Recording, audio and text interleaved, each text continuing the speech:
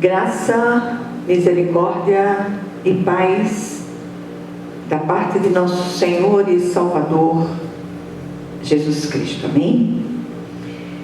Nós vamos abrir nossa Bíblia hoje na Epístola de Paulo aos Romanos, capítulo 1, e vamos ler 2 versículos aqui, 16 e 17. Eu já transcrevi aqui para o meu texto. Diz assim a palavra do Senhor: não me envergonho do Evangelho, porque é o poder de Deus para a salvação de todo aquele que crê, primeiro do judeu, depois do grego, porque no Evangelho é revelada a justiça de Deus, uma justiça que do princípio ao fim é pela fé, como está escrito: o justo viverá pela fé. Amém? Que vivamos pela fé no Cristo. Vamos orar. Senhor nosso Deus e nosso Pai Celestial, graças te damos, Senhor, porque o Senhor tem nos sustentado com a sua mão direita fiel, apesar de nós e apesar de todos os percalços pelos quais temos passado. E nós te agradecemos hoje por mais um dia, Senhor, e rogamos que esta palavra, nem um tio dela, nem uma vírgula se percam, mas que todos aqueles que a ouvirem no dia de hoje a recebam de um modo vivo e pessoal para transformação em nome de Jesus. Amém. Meus amados, hoje é o terceiro dia do ano, do novo ano que se inicia. Há uma nova corrida a ser empreendida. E eu queria hoje trazer à memória de vocês a viga mestra da fé salvífica, que é esse texto que fala de uma maneira muito viva aos nossos corações. Esse texto traz em sua parte final a grande afirmação tirada pelo apóstolo Paulo do livro do profeta Abacuque, que se tornou a viga mestra da Reforma Protestante de 1517, encabeçada pelo monge alemão agostiniano, doutor em teologia e professor Martinho Lutero. Em sua tradução do texto bíblico do latim para o alemão, esta verdade saltou-lhe aos olhos e reverbera até hoje naqueles que professam a mesma fé bíblica. A reforma nada mais foi que um despertamento para os cristãos daqueles dias voltarem aos fundamentos da verdadeira fé que salva. Na verdade, a reforma chamou a fé que uma vez foi dada aos santos à pessoa e à suficiência do Cristo. E mais que em nenhuma outra época, precisamos fazer a mesma coisa. É inevitável a comparação do que vemos em nossos dias com os dias que levaram a reforma. Houve progresso, sim e não. Graças à conquista daqueles dias, temos acesso à palavra de Deus em nossa própria língua, podemos lê-la e interpretá-la à luz do Espírito Santo. A fé vem pelo ouvir e ouvir a palavra de Deus. Contudo, os caçadores de almas, com seus invólucros feiticeiros, continuam de todos os modos aprisionando os que por ignorância ou necessidade se deixam aprisionar. Isso é sério demais. Um dos fatos que desencadeou a reforma foi a venda das indulgências, ou seja, o perdão dos pecados em troca de dinheiro. Qual a diferença dos nossos dias? talvez a forma de pagamento. Tratemos de chamar outra vez a fé, como nos dias da reforma, a pessoa e a suficiência do Cristo. Este é o grande brado que nós precisamos dar no nosso tempo. E é o grande desafio que temos hoje como cristãos. Tudo vem do Cristo, acontece por meio dele e é para a glória excelsa dele somente, não de homens. O texto revela duas afirmações do apóstolo Paulo que fecham a questão acerca da justificação. Primeiro, ele não se envergonha do Evangelho, porque o Evangelho é o poder de Deus para todo aquele que crê. Versículo 16, ele diz: não me envergonho do Evangelho, porque é o poder de Deus para a salvação de todo aquele que crê. Primeiro do judeu, depois do grego. Paulo queria dizer aqui que, embora a mensagem da cruz parecesse loucura para uns e escândalo para outros, ele não se sentia embaraçado em pregá-la, pois conhecia o seu poder transformador. O Evangelho é o próprio Cristo, o Verbo encarnado, a palavra viva que procede da boca de Deus. Em João, capítulo 1, versículos 1 a 3, depois de 10 a 14, diz o seguinte: no princípio era aquele que é a palavra. Ele estava com Deus e era Deus. Ele estava com Deus no princípio.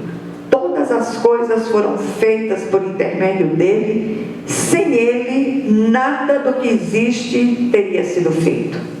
Aquele que é a palavra estava no mundo e o mundo foi feito por meio dele, mas o mundo não o reconheceu. Veio para o que era seu, mas os seus não o receberam. Contudo, aos que o receberam, aos que creram em seu nome, deu-lhes o direito de se tornarem filhos de Deus, os quais não nasceram por descendência natural, nem pela vontade da carne, nem pela vontade de algum homem, mas nasceram de Deus. Em 1 Coríntios 1,18 e versículo 24 também diz o seguinte: pois a mensagem da cruz é loucura para os que estão perecendo, mas para nós que estamos sendo salvos é o poder de Deus. Mas para os que foram chamados, tanto judeus como gregos, Cristo é o poder de Deus e a sabedoria de Deus. A segunda afirmação: a justiça de Deus se revela no Evangelho de fé em fé. O justo viverá pela fé. O versículo 17 do texto em apreço diz: porque no Evangelho é revelada a justiça de Deus, uma justiça que do princípio ao fim é pela fé, como está escrito: o justo viverá pela fé. Como entender essa afirmação? Como viverá se tantos cristãos verdadeiros experimentam a morte física? Primeiro vamos entender a palavra justificação. É um termo forense, que significa estar bem perante a lei. Do ponto de vista teológico, vai mais além. Ocorre quando o homem comum, pecador, recebe o caráter de justo em Cristo, por intermédio da sua conversão, de forma vicária, ou seja, substitutiva. Em Romanos 5:1, diz o seguinte: justificados, pois, pela fé, tenhamos paz com Deus, por intermédio de nosso Senhor Jesus Cristo. Tudo isto é baseado não em justiças ou obras próprias, mas na expiação, ou seja, somos declarados justos com base na expiação de nossos pecados por Cristo e na sua justiça imputada, atribuída a nós. Portanto, não podemos reduzir o Evangelho, que é a ação da justificação imputada a nós, as palavras de autoajuda ou a mensagem para que as pessoas saiam da igreja se sentindo aliviadas de suas lutas diárias. Não. A imputação da justiça de Cristo a nós vai infinitamente além do aqui e agora desta vida passageira. Nos livra da ira vindoura. Apaga o escrito da dívida que era contra nós. Não há mais condenação. O justo viverá eternamente por causa da fé em Cristo. Ainda que ele passe pela morte física, não passará pela segunda morte, que é espiritual, e constitui a eterna separação da presença favorável de Deus. Foi isso que nós recebemos. Tudo que o pecador precisa fazer é crer nesta verdade e confessá-la de todo o coração. Paulo, ainda na Epístola aos Romanos, a mais sistemática das epístolas, diz no capítulo 3, nos versículos 22 a 26: a justiça de Deus mediante a fé em Jesus Cristo para todos os que creem, não há distinção, pois todos pecaram e estão destituídos da glória de Deus, sendo justificados gratuitamente por sua graça, por meio da redenção que há em Cristo Jesus. Deus o ofereceu como sacrifício para a propiciação, mediante a fé pelo seu sangue, demonstrando a sua justiça. Em sua tolerância, havia deixado impunes os pecados anteriormente cometidos, mas no presente demonstrou a sua justiça, a fim de ser justo e justificador daquele que tem fé em Jesus Cristo. Salvação é plano de Deus. Aí entra a palavra propiciação. O próprio Deus veio na pessoa do Cristo expiar definitivamente o pecado do homem que nele crê. O verbo propiciar, então, teologicamente, significa que Deus, por causa da expiação em Cristo, se torna propício, favorável ao homem. Deus tira definitivamente a culpa e a penalidade do pecado. Embora ainda não estejamos livres da presença do pecado, o Senhor nos livra do seu poder e de sua penalidade. Não há mais condenação para os que estão em Cristo Jesus. Romanos 8:1 fala sobre isso. Sem Cristo o homem está debaixo da condenação eterna, debaixo da ira de Deus. Em Cristo somos reconciliados com Ele e passamos a fazer parte da sua família. É isso que somos e que temos hoje em Cristo Jesus. O que é que nós aprendemos hoje, ou reaprendemos, porque já ouvimos tantas vezes mensagens neste texto? Primeiro, rejeitemos as indulgências pós-modernas. Abraçar essas práticas é retroceder aos dias passados. Creiamos no Cristo Todo-Poderoso e Todo-Suficiente, e sobretudo àqueles que se distanciaram do Senhor por várias razões, que voltem ao Senhor enquanto há tempo. E o tempo se chama hoje.